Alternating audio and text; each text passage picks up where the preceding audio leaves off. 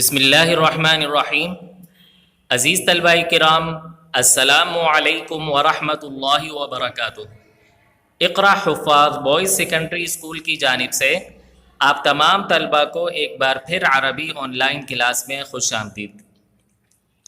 گزشتہ سبق میں آپ نے علم النحو کا الدرس الرابع اسم کی تقسیم باعتبار جنس پڑھا تھا۔ امید کرتا ہوں عزیز طلبہ کہ آپ نے سبق میں موجود تمام چیزیں اچھی طرح یاد کر لی ہوں گی۔ آج انشاءاللہ العزیز ہم اسی سبق یعنی الدرس الرابع کو جاری رکھیں گے اور اس کا بقیہ حصہ پڑھیں گے۔ اسم کی تقسیم باعتبار عدد اور اسم کی تقسیم باعتبار متعین اور غیر متعین۔ تو امید کرتا ہوں عزیز طلبہ کہ آپ آج کی ویڈیو غور سے دیکھیں گے۔ سب سے پہلے عزیز طلبہ ہم اسم کی تقسیم باعتبار عدد کی بات کرتے ہیں۔ تو عدد کے اعتبار سے اسم تین قسموں پر ہے: مفرد، تثنیہ اور جمع۔ آئیے ان اقسام کو تفصیلاً پڑھتے ہیں۔ سب سے پہلے اگر ہم مفرد کی بات کریں تو مفرد کو واحد بھی کہتے ہیں، اور مفرد وہ اسم ہے جو ایک کے لیے استعمال ہو، جیسے رجل ایک آدمی، کتاب ایک کتاب۔ مفرد کو اردو میں بھی مفرد جبکہ انگریزی میں سنگولر کہتے ہیں۔ اب ہم بڑھتے ہیں دوسری قسم کی جانب یعنی تثنیہ۔ تو عزیز طلبہ تثنیہ کو مثنی بھی کہتے ہیں، اور تثنیہ وہ اسم ہے جو دو کے لیے استعمال ہو، جیسے رجلانی دو آدمی اور کتابانی دو کتابیں۔ تثنیہ کو اردو میں بھی تثنیہ کہتے ہیں جبکہ انگریزی میں ڈوول کہتے ہیں۔ اب بڑھتے ہیں تیسری قسم کی جانب، اور تیسری قسم ہے جمع۔ جمع وہ اسم ہے جو تین یا تین سے زائد کے لیے استعمال ہو، جیسے رجال بہت سارے آدمی، اور کتب یعنی کتابیں۔ عزیز طلبہ جمع کو اردو میں بھی جمع کہتے ہیں جبکہ انگریزی میں پلورل کہتے ہیں۔ یہاں عزیز طلبہ میں آپ کو کچھ ضروری قواعد بتانا چاہتا ہوں۔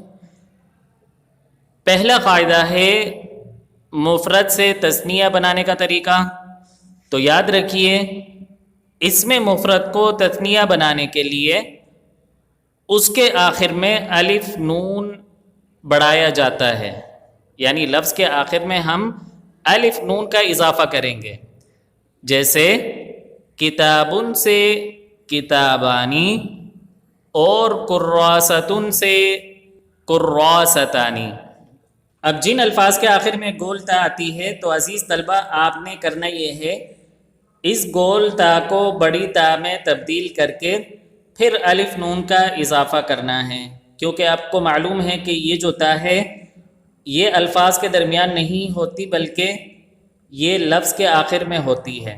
تو آپ نے پہلے اس کو بڑی تا میں تبدیل کرنا ہے، پھر الف نون کا اضافہ کرنا ہے۔ دوسرا قاعدہ جو آپ کو بتانا ہے عزیز طلبہ وہ ہے مفرد سے جمع بنانے کا قاعدہ۔ اس کے دو طریقے ہیں، جمع مذکر کا الگ قاعدہ ہے اور جمع مؤنث کا الگ قاعدہ ہے۔ تو کسی بھی مفرد مذکر کو جمع بنانے کے لیے عموماً اس کے آخر میں واو اور نون کا اضافہ کیا جاتا ہے، جیسے مسلمون سے مسلمون۔ اسی طرح حافظ سے حافظون، اور عالم سے عالمون۔ اب اگر عزیز طلبہ آپ نے مفرد مؤنث سے جمع بنانا ہے تو آپ نے سب سے پہلے لفظ کے آخر سے گول تا کو حذف کرنا ہے، یعنی چھوٹی تا کو حذف کر کے اس کے بعد الف اور بڑی تا کا اضافہ کرنا ہے۔ مثال مسلمتن سے مسلماتن، اسی طرح حافظۃ سے حافظات، اور عالمۃ سے عالمات۔ ٹھیک ہے عزیز طلبہ، اب ہم اگلے موضوع کی طرف بڑھتے ہیں، یعنی اسم کی تقسیم باعتبار متعین اور غیر متعین۔ تو عزیز طلبہ یاد رکھیے کہ متعین اور غیر متعین کے اعتبار سے اسم دو قسموں پر مشتمل ہے، نکرہ اور معرفہ۔ آئیے ان اقسام کی تفصیل دیکھتے ہیں۔ سب سے پہلے نکرہ، تو نکرہ وہ اسم ہے جو کسی عام چیز کے لیے استعمال ہو، جیسے کتاب، کوئی کتاب، اسی طرح رجل، کوئی آدمی۔ نکرہ کو اردو میں اسم عام اور نکرہ بھی کہتے ہیں، جبکہ انگریزی میں کامن ناؤن کہتے ہیں۔ اب دوسری قسم کی طرف بڑھتے ہیں، یعنی معرفہ۔ معرفہ وہ اسم ہے جو کسی خاص چیز کے لیے استعمال ہو، جیسے الکتاب، کوئی مخصوص کتاب، اسی طرح خالد، کسی خاص آدمی کا نام۔ معرفہ کو اردو میں اسم خاص اور معرفہ بھی کہتے ہیں، جبکہ انگریزی میں پراپر ناؤن کہتے ہیں۔ یہاں آپ کو یہ بتاتا چلوں عزیز طلبہ کہ کسی بھی نکرہ کو معرفہ بنانے کے لیے آپ نے ایک طریقہ اختیار کرنا ہے، اور وہ یہ ہے کہ لفظ کے شروع میں ال کا اضافہ کرنا ہے، یعنی الف لام کا اضافہ کرنا ہے۔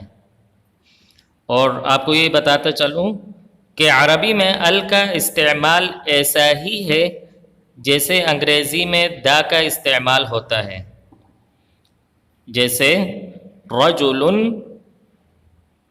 اس سے مراد ہے کوئی آدمی، انگلش میں بولیں گے مین۔ لیکن جب ہم اس میں الف لام کا اضافہ کریں گے تو یہ بنے گا الرجل۔ اب اس کا ترجمہ بن گیا خاص آدمی، اور اس کو انگریزی میں ہم بولیں گے the man۔ اسی طرح عزیز طلبہ کتاب، بک، اب اس کو معرفہ بنانے کے لیے ہم نے اس کے شروع میں ال کا اضافہ کرنا ہے، تو یہ بنے گا الکتاب۔ اب اس کا ترجمہ خاص کتاب میں کریں گے، اور اس کی انگلش ہوگی دا بک۔